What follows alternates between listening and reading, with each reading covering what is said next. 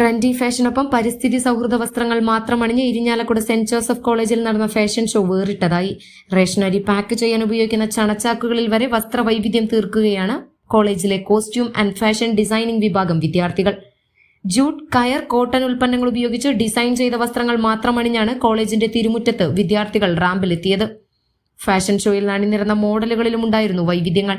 South ആഫ്രിക്കയിൽ നിന്നുള്ള ജെനീഫറും മണിപ്പൂരിൽ നിന്നുള്ള മേഴ്സിയും മോഡലുകളായി. കോളേജിലെ പരിസ്ഥിതി കാർണിവലിനോടനുബന്ധിച്ച് കയർ തീമിൽ നാരിഴ എന്ന പേരിൽ അവതരിപ്പിച്ച ഫാഷൻ ഷോ വിദേശ വ്യവസായ പ്രമുഖൻ വിപിൻ പാറമേക്കാട്ടിൽ ഉദ്ഘാടനം ചെയ്തു. കോളേജ് പ്രിൻസിപ്പൽ ഡോക്ടർ ബ്ലസ്സി അധ്യക്ഷത വഹിച്ചു.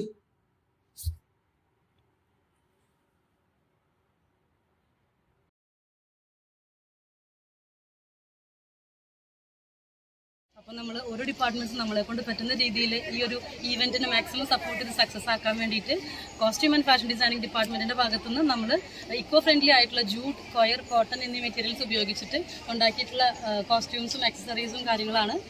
യെസ്.